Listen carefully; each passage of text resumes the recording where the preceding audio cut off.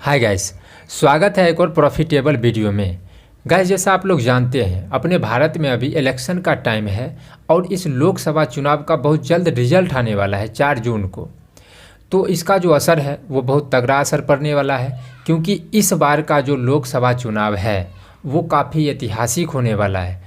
तो share market पे भी जो असर पड़ेगा वो ऐतिहासिक ही पड़ेगा और बड़ा मूवमेंट देखने को मिलेगा। और guys, big player, smart money concept जिसे ऑपरेटर बोला जाता है, ये सभी तो अपना चाल और पोजीशन बना रहे हैं। तो ये तो पता है हाव भाव से कि किसका सरकार आने वाला है, कौन सा पार्टी सरकार बनाने वाली है। तो मार्केट अप ट्रेंड के लिए रेडी है। बड़े प्लेयर जो है अपना चाल चल रहे हैं, पोजीशन बना रहे हैं। इस वीडियो में हम लोग बड़े प्लेयर के चाल को समझने का कोशिश करेंगे। कोशिश क्या, समझना क्या है, मार्केट को वो ऊपर ले जाएंगे या फिर नीचे ले आएंगे। लेकिन हाव भाव से पता क्या चल रहा है, किसका सरकार आने वाला है। तो मार्केट ज़्यादा ऊपर की तरफ है, तो लेकिन कुछ स्ट्रेटजी होगा, कुछ कॉन्सेप्ट होगा, क्योंकि वो डायरेक्ट तो ऊपर लेके नहीं जाएंगे। उनके चाल को समझेंगे। तो गाइस, ये जो चार्ट अभी आप देख रहे हैं ये है किसी स्पेशल दिन का, 3 दिसंबर 2023 का है, जिस दिन 5 राज्यों का विधानसभा का चुनाव आया था, जिसमें से 3 राज्यों में बीजेपी ने सरकार बनाया था और केंद्र में भी बीजेपी का ही सरकार था। जिस दिन एक तरफा एक मूव देखा जाए तो 350 पॉइंट का गैप अप हुआ था और 150 पॉइंट वहां से फिर से ऊपर गया था। कुल मिला के 450 पॉइंट का मूव मिला था विधानसभा चुनाव में, जो कि 2-3 मेन राज्य था, उसमें सिर्फ बीजेपी का सरकार बना था। इसके वजह से तो ये दिखाने का कारण है कि कुछ चीज़ें कॉमन है। कॉमन क्या है, अभी के हाव भाव से क्या पता चल रहा है कि बीजेपी सरकार बनाती हुई दिख रही है। हम किसी पार्टी से नहीं हैं, लेकिन जो भी हाव भाव है उसके हिसाब से। और ये जो मूवमेंट आया था इसमें भी बीजेपी ने ही सरकार बनाया था 5 में से 3 राज्यों में। तो कॉमन क्या हो गया कि दोनों में बीजेपी जीता। दूसरा कॉमन क्या है कि दोनों में अगर बीजेपी जीतता है तो मार्केट ऊपर जाता है। मतलब जो सत्ता में है उसी का सरकार अगर बनता है तो मार्केट ऊपर जाता है, बीजेपी से कोई लेना देना नहीं है।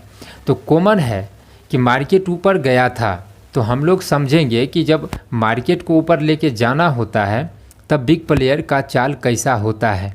अब ये ज़रूरी नहीं कि बिग प्लेयर जो पीछे चाल चला है वही चाल चले, लेकिन वहाँ से बहुत आइडिया आएगा और जो चाल है बहुत हद तक मिलेगा, क्योंकि जो हिस्ट्री में होता है शेयर मार्केट में वो रिपीट ज़रूर होता है।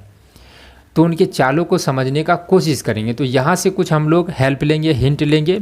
इसके बाद करंट जो अभी मार्केट चल रहा है उसके चाल को समझेंगे और अपने ट्रेडिंग में उनका फ़ायदा उठाने का कोशिश करेंगे। ये 1 घंटे का टाइम फ्रेम है। 1 घंटे के टाइम फ्रेम में इसका जो असर देखने को मिला था, निफ्टी जो है एक करेक्शन देखने को मिला था। करेक्शन के बाद निफ्टी जो है अप ट्रेंड में था और जब ये रिजल्ट का बात आया तो निफ्टी को अप ट्रेंड में ही रखा।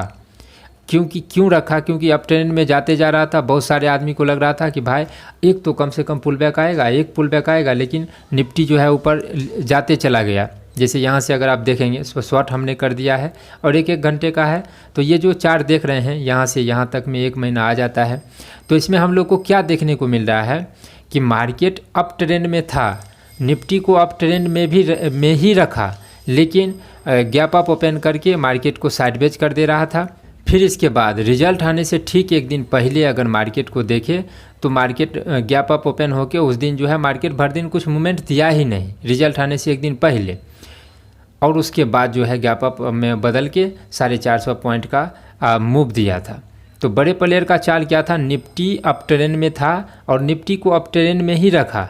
लोगों को कन्फ्यूजन में रखा कि भाई इतना ऊपर गया है, यहाँ से ऊपर जाना शुरू हुआ है, चलते चला गया, कम से कम एक पुल बैक आएगा। पुल बैक आते आते में ये सभी मूवमेंट उठाते हुए मार्केट को कहाँ से कहाँ लेके चला गया। कुछ इस प्रकार का चाल था।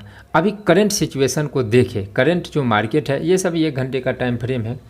करंट सिचुएशन को भी अगर हम लोग देखें तो एक छोटा सा करेक्शन इलेक्ट्रॉनिक बॉन्ड और ये सभी के वजह से एक छोटा सा करेक्शन देखने को मिला। लेकिन कितना बैड न्यूज़ था, बहुत बड़ा बैड न्यूज़ होने के बाद FII जो है सेलिंग के तरफ था, लेकिन DII खरीद के मार्केट को रोका। और अभी सिचुएशन ऐसा है कि FII भी अब उतना सेलिंग नहीं कर रहे हैं, क्योंकि उनको भी समझ में आ गया है ज़्यादा सेलिंग हम नहीं कर सकते हैं। मार्केट में कुछ बड़े आदमी भी इन्वॉल्व हैं, कुछ ऐसा अंदर का बात है जो कि हमको उतना बेचने में प्रॉफिट नहीं होगा, तो वो अब जो है ख़रीदने के तरफ है। तो अभी का सिचुएशन हम लोगों को क्या देखने को मिल रहा है कि मार्केट धीरे धीरे ऊपर जाना शुरू कर गया है। तो यहाँ से दो चीज़ें होगा, वो दोनों चीज़ों को हम लोग, दो चीज़ होगा मतलब दो कॉन्सेप्ट कहिए, उस दो पॉइंट को हम लोगों को जान के रखना है। यहाँ से मार्केट जो है, एक तो ये करेक्शन हुआ था, करेक्शन होने के बाद जितना जहाँ से मार्केट गिरा था उसी के आसपास में ये मार्केट आ चुका है। तो ये जो है एक रेजिस्टेंस हो जाएगा। तो इस रेजिस्टेंस के पास में आने के बाद मार्केट में थोड़ा कन्फ्यूजन होगा। क्यों होगा? क्योंकि बहुत सारे आदमी को लगेगा यहाँ से मार्केट गिरेगा, बहुत सारे आदमी को लगेगा कि मार्केट थोड़ा टाइम पास करके ऊपर जाएगा। ये तो एक दूसरा बात हो गया। अभी मार्केट जो है यहाँ से उठ के यहाँ तक गया है, 800-900 का पॉइंट हो चुका है। तो वैसा एक बार जो है करेक्शन देखा गया था यहाँ से यहाँ तक, लेकिन फिर से मार्केट को ऊपर ही रख रहा है। मूवमेंट तो नहीं दे रहा है, लेकिन मार्केट धीरे धीरे ऊपर जा रहा है। साइडवेज भी है, भर दिन साइडवेज है, लेकिन कभी ना कभी मूवमेंट दे के मार्केट को ऊपर रख रहा है। तो यहाँ से अगर ये मार्केट ऊपर ही चलते चला जाएगा तो ऐसे कंडीशन में हम लोगों को बाय नहीं करना है, क्योंकि रिस्क हो जाएगा। अगर आपको रिस्क लेना है, अगर आप लोगों को अभी बाय करके रख लेना है, अब आपके मन में सवाल आएगा कि बाय किस स्ट्राइक प्राइस को करें। तो एट द मनी का स्ट्राइक प्राइस ले सकते हैं, लेकिन अगर अभी बात करें तो 100-200 पॉइंट का आउट ऑफ द मनी भी ले सकते हैं कॉल के तरफ। और किस एक्सपायरी का ले सकते हैं? 4 तारीख को इलेक्शन आने वाला है, उससे ठीक बाद जो भी एक्सपायरी हम लोगों को मिलेगा, पास का एक्सपायरी, उस एक्सपायरी का लेना है। लेकिन 4 तारीख के बाद का एक्सपायरी होना चाहिए, वो ख़रीद के आप रख सकते हैं। किस कंडीशन में? अगर अभी आपको ये ऊपर ही चलते चला जाएगा और लगेगा कि भाई ये ऊपर ही अगर चला गया तब, तो ऐसे कंडीशन में यहाँ पे आपको 1 घंटे का टाइम फ्रेम चूज करके जहाँ पे 2-3 कैंडल रुके, मतलब सपोर्ट बने, वहाँ पे ख़रीद सकते हैं। क्योंकि हो सकता है जो बड़े प्लेयर का जो चाल था वो यही चाल हो, धीरे धीरे करके मार्केट को ऊपर लेके चलते चला जाएगा, लेकिन वही है सपोर्ट बनाएगा तब। सेफ अगर गेम खेलना चाहते हैं बिग प्लेयर के चाल को समझ के, तो बिग प्लेयर का चाल तो यहाँ पे स्पष्ट हो रहा है कि धीरे धीरे मार्केट को वो ऊपर लेके जा रहा है। अब यहाँ से मन में थोड़ा सा डाउट आ जाएगा, क्योंकि धीरे धीरे मार्केट को ऊपर लेके जा रहा है और यहाँ पे देख रहे हैं कि ख़रीदारी तो हो रहा है, लेकिन उतना अच्छे से नहीं हो रहा है। अगर इसको हम जो है सपोर्ट रेजिस्टेंस को अगर हम इसको फ़िलहाल ख़त्म कर दे तब, तो यहाँ पे देख रहे हैं कि उतना अच्छे से ख़रीदारी नहीं हो रहा है, लेकिन मार्केट धीरे धीरे ऊपर लेके जा रहा है। तो हो सकता है ये बिग प्लेयर का चाल हो, क्योंकि कोई भी चीज़ कन्फर्मेशन नहीं देता है 100%। हो सकता है रहेगा, शेयर मार्केट में रिस्क रहता है, तो उस रिस्क के साथ ही हमको शेयर मार्केट में आना चाहिए और ट्रेड भी करना चाहिए। तो ये बड़े प्लेयर का चाल हो सकता है कि यहाँ से मतलब दिख रहा है कि भाई उतना अच्छे से ख़रीदारी नहीं हो रहा है, तो हो सकता है कि यहाँ से कुछ सेलिंग प्रेशर देखने को मिल सके। लेकिन अगर ये बड़े प्लेयर का चाल हुआ तो आपको जो है यहीं से मार्केट धीरे धीरे करके 3 तारीख 4 तारीख तक ऊपर ही लेके चलते चला जाएगा और लोग समझते रह जाएंगे कि भाई कब ख़रीदना है, तो ऐसा वो कर सकता है।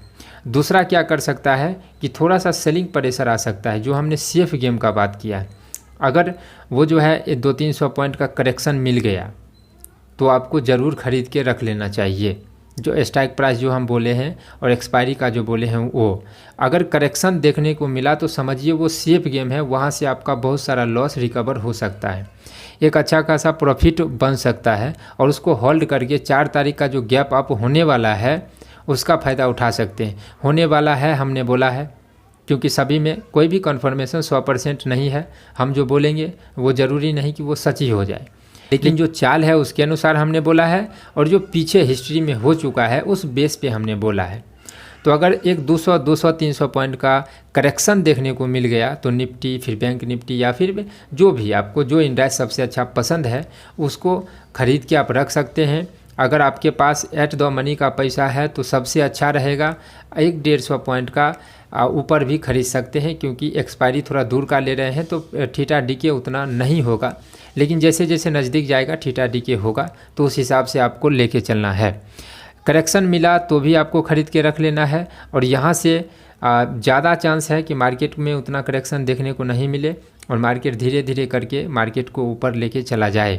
लेकिन हो सकता है अगर करेक्शन आ गई तो उस स्थिति में भी हम आपको बता दिए हैं, और अगर यहाँ पर भी अगर आपको ख़रीदना है कि भाई करेक्शन नहीं, कहीं पे सपोर्ट बना है हम ले लेंगे, 1 घंटे का टाइम फ्रेम चूज करिए, जहाँ पे 3-4 कैंडल रुक गया है वहाँ पे आप खरीद सकते हैं। जैसे अभी करंट का बात करें, कितना तारीख है आज,